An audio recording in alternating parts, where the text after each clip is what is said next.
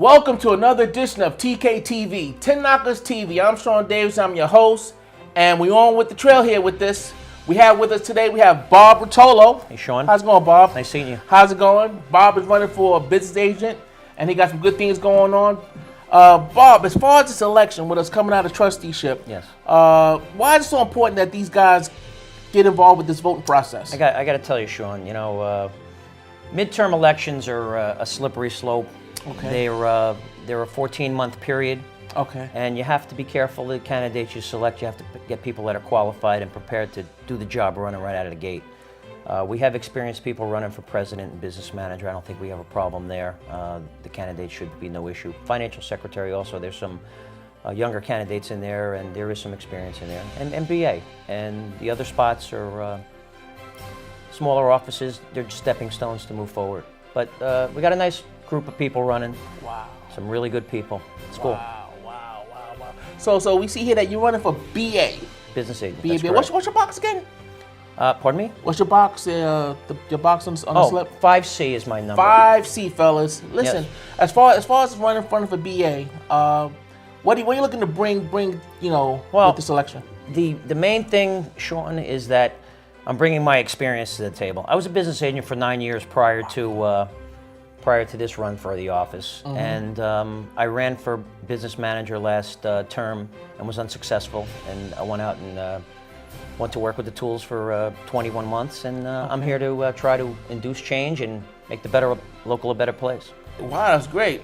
So as far as the years in trade, how long you been in trade? The background. I've been a sheet metal worker for 33 years. Okay. I started out in a small company in New York City, Air Right Ventilation. Okay. They were a telephone company. That's strictly their venue, and It was very precise sheet metal. It was a good training experience. And then I moved on to a large company, Triangle Sheet Metal, and I spent 20 years of my career there. I was a foreman and a supervisor for them, and it was a great experience, great learning experience. Wow. And I got into politics, and during that whole time, I was going to college. I went to the George Meany School of Labor Studies. Okay. And I've taken every class that the union offers as far as bettering myself, organizing, effective communications, strategic campaigns. Okay. All kinds of things. Dynamic leadership to teach you how to be a leader. Wow. It's been I've had a great career. I'm very fortunate. Wow. And the union life gave that to me. Wow. Let me ask you another question. As far as the union, the future, where do you see the future of the union going? Local 28 has some changes they have to get into. We have to streamline the technology in our offices. We have to start bringing Local 28 into the 21st century. There's times when people will call the office and try to get help with their drugs or at some medical bills that they have to get paid, and they get the runaround, and that has to be addressed. We have to find a way to get the technology that's readily available right now and implement it.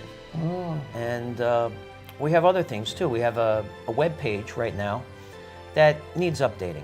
It needs someone that's maybe like a webmaster to be put on staff to maintain it. And the members have to be able to get in that page and ask questions.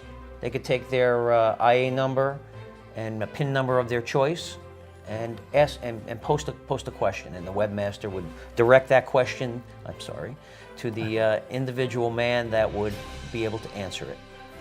Okay, so if a particular question was asked to a representative, that question would be forwarded to that representative, and he could post his answer, and the member could get that information. Sounds great. As far as when we think about the future, some of the guys have problem with transparency, knowing what's going on. Yes. You got any updates as far as that goes? Sure. I mean, could be addressed in the future. What we're doing right here, we could have the affordability of union meetings. The union venue right now, there's a lot of animosity and a lot of anger. Hopefully that'll get straightened out when the administration takes over, and they calm the membership down and people start coming back to the meetings. But in parts of the country, this particular thing we're doing right here, videography, they actually do union meetings online on a secured site where the member would put their IA number in, again, a PIN number of their choice, and they'd be able to have a union meeting online. Some unions cover 2-3 states. Wow. So it's been tried. I know there is language in the Constitution about it, how it should be handled, and securing it and things like that. I got you. So it's a possibility. That would definitely add to transparency because you'd have more meetings, more information, and information's key.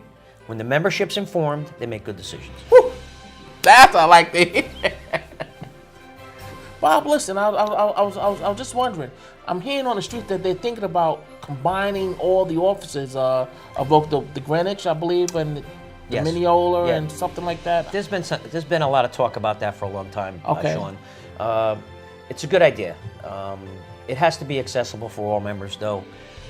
A long time ago, a couple of people were looking in the Bronx. I don't think that's fair to the people on Long Island. They got to cross a couple bridges to get there, and it's definitely cumbersome. Yeah. So Long Island City area, I think, would be a good venue, and it has to go through the right process. The members have to agree that they want to do it, number one, That's great. and vote on it. That's great. Again, transparency, so we I have gotcha. people involved, and it would be a great tool to heal our union, because we could take a building, renovate it, put all our members in there working on it together like a family, Yeah. and then we'd have everything under one roof. Yeah. And that cuts down on expenses. It cuts down on everything we do. It consolidates it, streamlines it, makes us a better union, gives us a home. Right now we're in 3 places. We're 3 different entities. We got 3 different businesses running at the same time. It's very expensive. Wow. It costs money. Wow. Put it all under one roof, we can move forward. So Bob, tell me, listen, you've been at BA for like 9 years, right? That's correct, 9 years. Wow. So you, as far as mine, that's a lot of experience. Can you tell us some of the experience that you had to go through over the 9 yeah, years? it was. It's a trying job, but I enjoy it because I get to touch people's lives, and I get to make change, direct change in the environment I'm working in. A couple of particular jobs stick out in my mind. When I was a business agent in the Bronx, my first term, Yankee Stadium was being built. And it was a huge project, and it was a project labor agreement. And there were things going on there that needed to be addressed. There was actually a public relations issue with Yankee Stadium and with the Turner construction. Okay. And they needed help. They were asking all the business agents if they could do anything to help. And I knew there was a large contract hanging in the breeze. It was a $6 million siding contract. So I said, how can I make this fit? I brainstorming to myself, and then I realized that we have something that most other contractors don't have. We have the ability to use specialty workers on siding, and it was something that worked out. We took people from the neighborhood on and put them in as specialty workers on the siding package. It was a $6 million project that we took away from the carpenter, and we put up to 30 men on that job for a year and a half doing siding in the Bronx. It was great. It was a great win. It was a great experience. And I was one of them. I had another situation on Bronx Criminal Courthouse again when I was a business agent. Okay. And we had ceilings. Nobody was getting metal ceilings anymore. They had this security ceiling in the jail cells. It's an unremovable metal ceiling, and we were able to turn that over and get that from the carpenter again. I worked on that job. Yeah. And we did the metal ceilings in there, and we had guys in there for 6 months doing ceilings. Those are just 2 projects.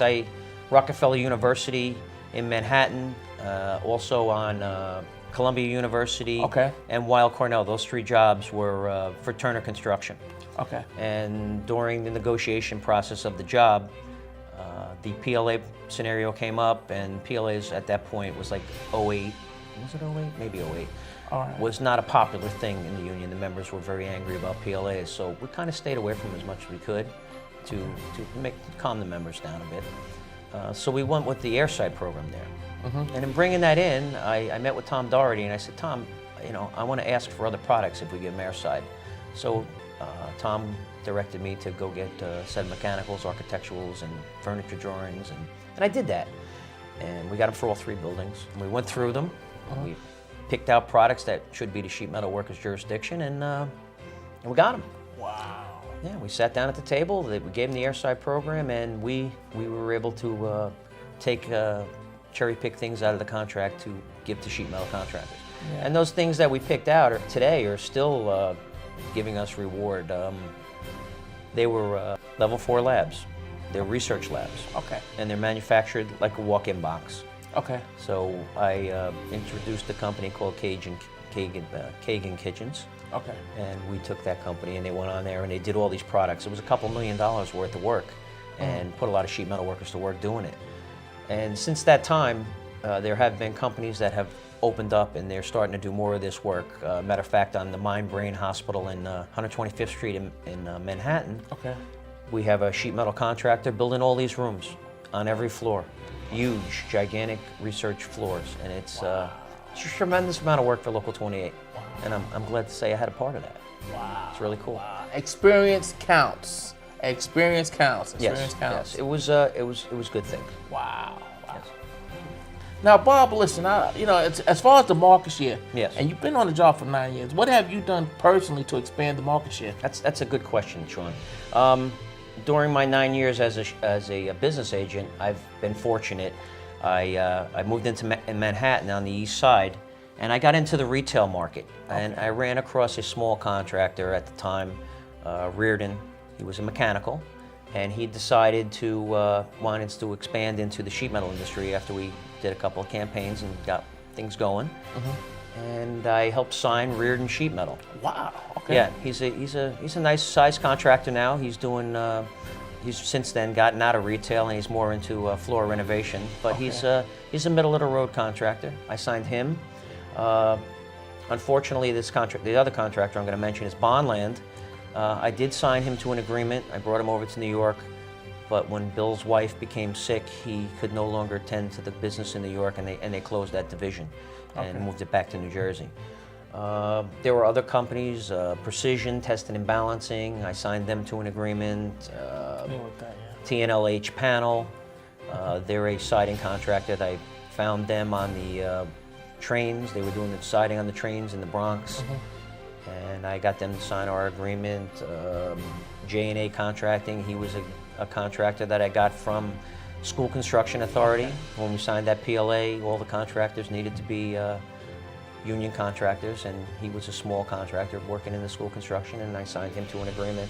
And those are some of the contractors I signed. Also, I signed Midtown Air Conditioning. He's another contractor I got from school construction. You know, he's growing with us. He's getting there. Okay, cool. You got family in the trade? I had some nephews in the trade. They're no longer here. Okay. I'm a fourth generation sheet metal worker. Wow. My dad's in the trade also, and he's retired. My uncle was retired. He just passed recently, but yes, I do have family. Wow, that's great. Yes. Great. Nice little heritage going along. So, all right, folks, that's what we have going on. And so, what's the election is this March? Yeah, Saturday? the election is Saturday, March 21st, yes. Okay. 6:30 a.m. Okay. to 12:30. It's going to be in 3 polling places. Okay. The Nicholas Maldarelli Training Center. Okay. The Clinton DeWitt High School. Okay. And the Willis Avenue American Legion Post. Those 3 areas are the typical places that they do take place, and everybody should attend. It's important. Although people look at it as a midterm election is not important, this one is, because we're just coming out of trusteeship and we need to get the right representation on the street. We need people with experience that are going to move the union in the right direction. And at the end of the day, when the election's done, whomever was chosen has to get together and pull this union back together. I believe that all the candidates that are running have good intentions and plan on moving Local 28 forward. I know I do. That's my goal. I love this union. It's given me everything I have in my life. Wow, I feel the same way. Yes, definitely. You know, I mean, I have a home, and I have a wife and 3 kids and a grandchild, and it's great. It's really cool. And Local 28 gave me all that. Wow. Yeah. Folks, let's make it happen. Come out and vote. March 21st, Saturday, 6 a.m. to 12:30.